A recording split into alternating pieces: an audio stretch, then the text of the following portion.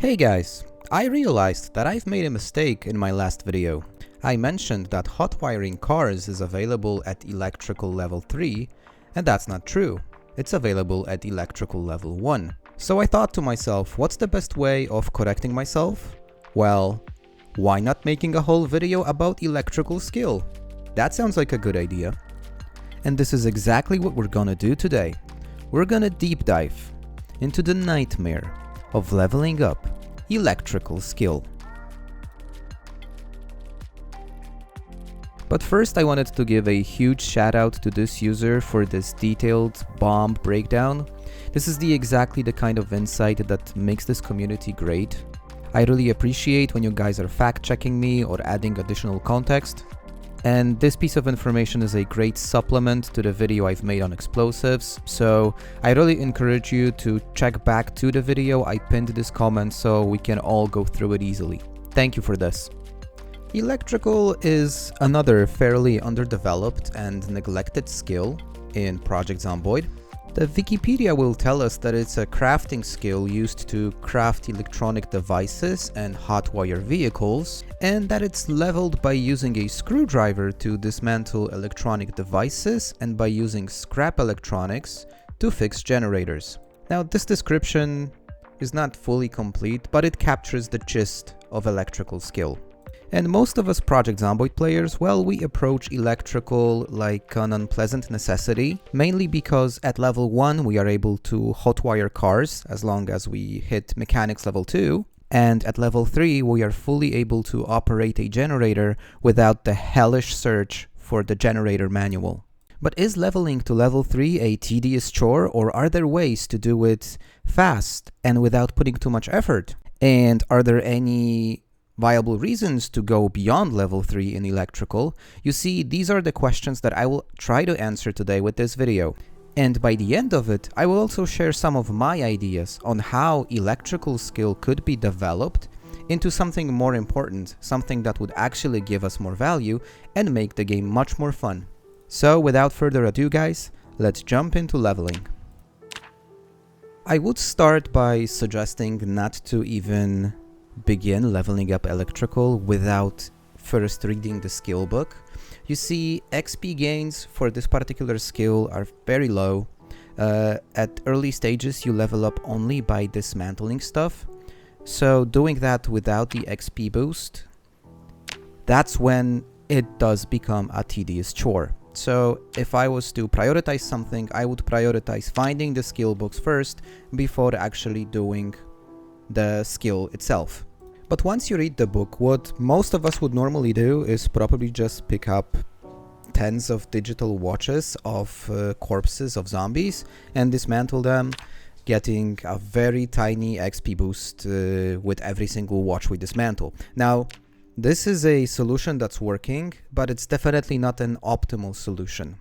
Now, the best solution that you guys can apply to quickly level up electrical is finding kitchens, restaurants, diners, hotels, schools, any place that has a kitchen complex designed for cooking for multiple people, just like in this example. Because you see, some of the appliances in this kitchen, like that large industrial oven or the extractor hoods, they are actually dismantleable using electrical skill, not welding, and they also yield massive amounts of XP. Massive relative to putting apart watches, but still, this is a really fast and easy solution to quickly leveling up your base electrical skill. So just to give you guys a bit of context, dismantling a digital watch with the 3x multiplier after reading the skill book would yield 0.75 experience points. So if you do the quick math, you would need 100 digital watches just to hit level 1 electrical. Now look how fast and easy it is dismantling these kitchen appliances. And most of the towns in Project Zomboid are full of diners or restaurants, and most of them are equipped with this type of kitchen equipment. So yeah, just go to your nearest Spifo or your pizza shop and start putting these things apart. Don't you just love this sound? I know I do.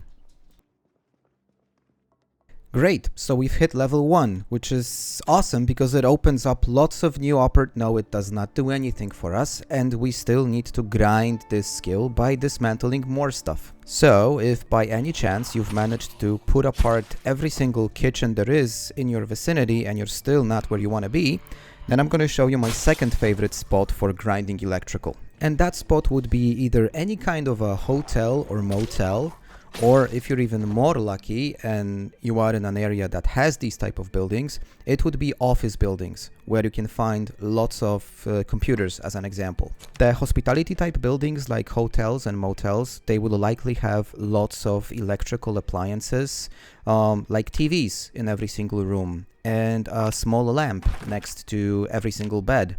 The office buildings will have lots of computers, and dismantling computers also yields solid amounts of experience points. So that should be your step 2. If you're out of kitchens, you should try and work through these type of buildings. And while I do agree this is far from ideal, these types of buildings would have lots of electronic equipment that you can put apart.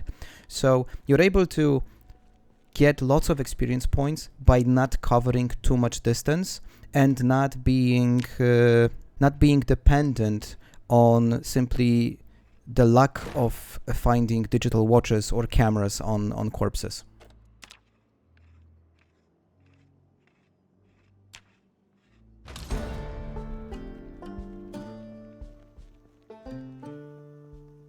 Now, once you hit level 2, the first common sense thing you should do is just read the second edition of the book to again secure that XP multiplier. But level 2 unlocks the possibility of making your own household electronics.